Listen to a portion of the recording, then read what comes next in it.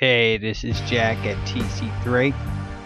Today we're going to replace an ignition coil pack on a 04 V6 Mustang. First we'll just unplug the wiring harness from the pack. There'll be a couple of connectors that are holding your cables. This just slides onto the end of a stud that also mounts your coil pack. And it looks like this, that just slides onto that stud you saw. So there's 3 bolts holding this on. That's it. So we'll take these off. 1 to the left and 2 to the right. This is the stud we just slid that wiring harness holder off of. On the bottom one it's bolted on. You'll see here, and we'll get that one loose. And then the coil pack will be off. This vehicle has been missing under load, like it starts missing if you stamp on the gas. And I'm pretty sure the ignition coil is the culprit. Yeah, this is what it held on. So don't forget to put that back on when you're bolting this back on. Okay, here's our new ignition coil.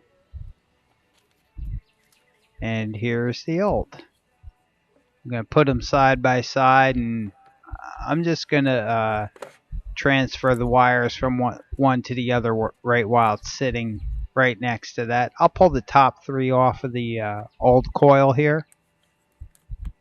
I'm not going to pull all of them off at once because it will get confusing. And anyway, so I'm going to push them back on to the new coil in the order I took them off of the old coil.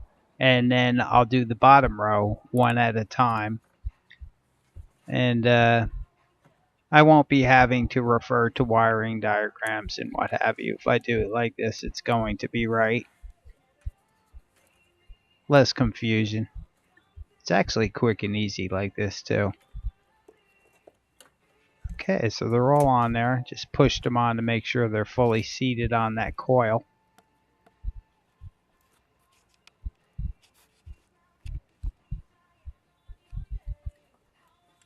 Anyway, 3 bolts to get it out, 3 bolts to put it back.